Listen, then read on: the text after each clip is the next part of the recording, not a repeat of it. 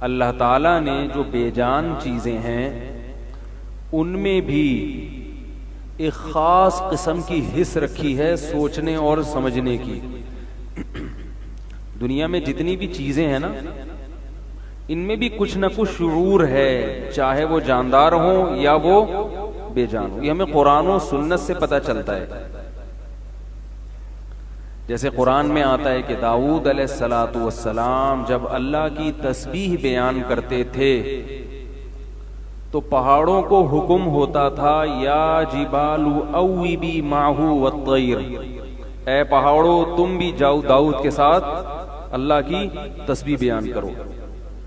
تو یقیناً پہاڑ میں کچھ سمجھنے کی صلاحیت ہوگی تبھی تو وہ اللہ کا حکم سن بھی رہا ہے اور اس پر عمل بھی کر رہا ہے. لیکن اس کی حقیقت ہمیں معلوم نہیں, اس کی گہرائی میں نہیں ہم جا سکتے. کچھ نہ کچھ شعور دیا ہے اللہ نے بے جان چیزوں کو بھی. آپ صلی اللہ علیہ وسلم جس ستون سے سہارا لے کے خطبہ دیا کرتے تھے, جب اس کو کٹوا دیا گیا, جب آپ صلی اللہ علیہ وسلم نے جگہ تبدیل کر لی تو وہ ستون سے رونے کی آواز آتی تھی جیسے ہانڈی کے کھولنے کی آواز ہوتی ہے, حالانکہ وہ بے جان ہے. مگر اس میں کچھ نہ کچھ شعور تھا کہ سرور انبیاء سردار عالم مجھ سے سہارا لے کے خطبہ دیتے. اس میں بھی کچھ شعور تھا, وہ بھی روتا تھا. اس کے رونے کو معجزے کے طور پر اللہ نے دکھا دیا. بے جان چیزوں میں بھی کچھ نہ کچھ اللہ نے شعور رکھا ہے. قرآن مجید میں آتا ہے کہ ہم نے جب آسمانوں اور زمینوں کو بنایا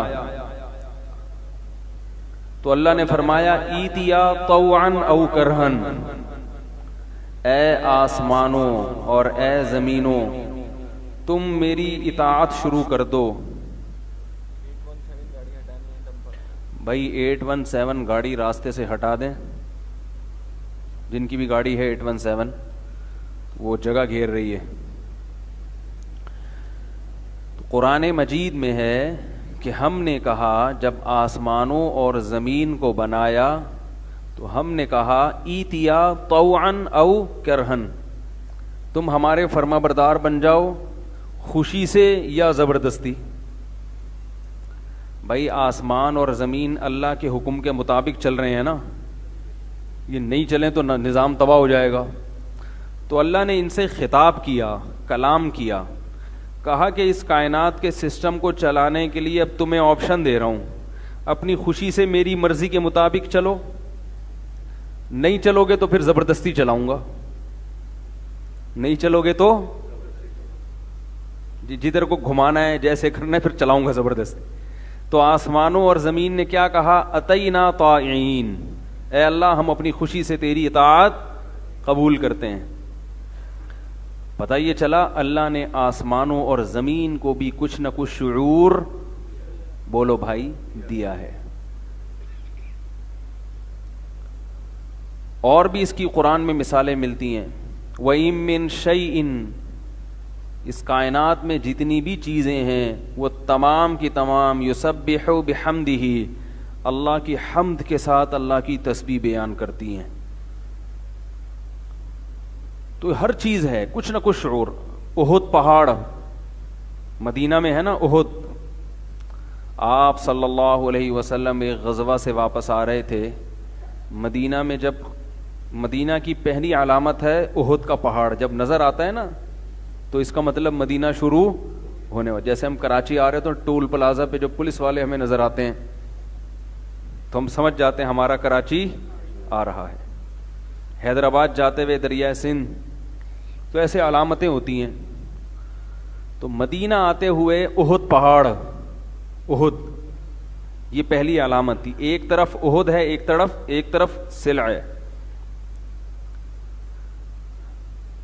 تو آپ صلی اللہ علیہ وسلم جب مدینہ کی طرف آ رہے تھے تو احد پہ نظر پڑی آپ کی. آپ صلی اللہ علیہ وسلم خوش ہوئے, فرمایا احد جبل یحبنا ونحبہ, احد ایک ایسا پہاڑ ہے جو ہم سے محبت کرتا ہے اور ہم اس سے محبت کرتے ہیں. آپ صلی اللہ علیہ وسلم کو احد پہاڑ سے محبت تھی. اور آپ نے یہ بھی بتایا کہ احد کو بھی ہم سے محبت ہے.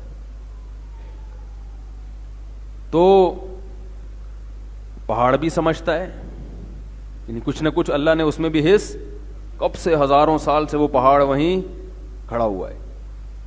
مدینہ جب جائے نا تو احد پہاڑ کو محبت سے دیکھا کریں. انسان کو اپنے محبوب کے محبوب سے بھی محبت ہوتی ہے.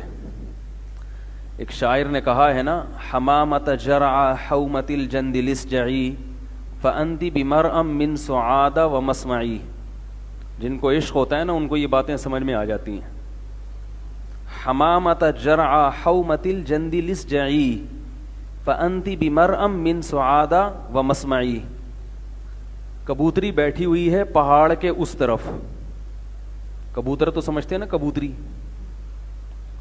کبوتری بیٹھی ہوئی ہے پہاڑ کے اوپر، اور شاعر کی محبوبہ ہے پہاڑ کی ارلی سائڈ، پنجابی میں کہتے ہیں نا ارلی سائڈ، دوسری سائڈ پہ.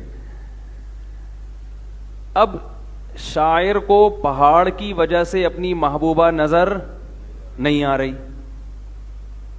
کیا خیال ہے؟ ویسے تو پہلے ویسے بھی نظر نہیں آتی تھی، پہاڑ نہ بھی ہوتا، برقع ہوتا تھا، لیکن چلو برقعے میں تو آتی تھی نا، اگر تو پہاڑ کی وجہ سے برقعے میں بھی نظر نہیں آ رہی. اب ضرورت ہی نہیں پہاڑ کی، وہ سیلفی لے کے بھیج دے گی وہیں سے. تو پہاڑ کی وجہ سے شاعر کو محبوبہ نظر نہیں آ رہی، تو پہاڑ کے اوپر کبوتری بیٹھی ہوئی ہے. تو شاعر اس کبوتری سے کہتا ہے کہ تو کچھ بول، آواز نکال. کیوں؟ حمامت جرع حومت الجند لسجعی. اسجعی کا مطلب کچھ بول، جو پرندے بولتے ہیں. کیوں؟ وہ اس لیے کہ جب میں پہاڑ کی چوٹی پہ تجھے دیکھتا ہوں، میری محبوبہ بھی وہیں دیکھ رہی ہے، تو ہم دونوں کی نگاہیں اس پوائنٹ پہ آ کے ٹکرا رہی ہیں. سمجھ میں آ رہی ہے بات؟ ہم دونوں ایک چیز کو دیکھ رہے ہیں، اس سے مجھے ایک سرور ملتا ہے. تو جب تو بولے گی تو ہماری سماعتیں بھی ایک پوائنٹ پہ آ کے ٹکرائیں گی. بہت گہری بات ہے. جن کو عشق محبت سے کبھی واسطہ پڑا ہو ان کے سمجھ میں آئے گا. یہ ٹھرکی ہوتے ہیں نا عاشق معاشق جو ہیں، ان کی کوئی لاجک نہیں ہوتی. تو کہنے جب تو بولے گی تو میں جس چیز کو سن رہا ہوں گا، میری سماعت جہاں جا رہی ہوگی، محبوبہ کی سماعت بھی، تو یعنی ابھی تو ہماری نگاہیں یوں آ کے ٹکرا رہی ہیں، تو ہماری سماعتیں بھی یوں آ کے ٹکرائیں گی. تو یہ تیرے بولنے پر موقوف ہے. تو بولے گی تو ہماری سماعتیں ٹکرائیں گی. یہاں پہ بول. تو محبت کے اصول نہیں ہوتے نا. تو رسول اللہ صلی اللہ علیہ وسلم سے جس کو محبت ہوگی، اسے جیسے مدینہ سے محبت ہوگی، ایسے ہی احد پہاڑ سے بھی محبت ہوگی. احد پہاڑ سے بھی محبت ہوگی اس کو.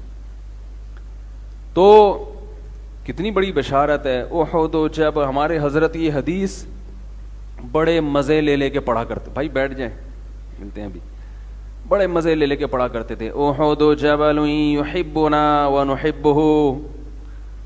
احد وہ پہاڑ ہے جو ہم سے محبت کرتا ہے اور ہم اس سے محبت کرتے ہیں.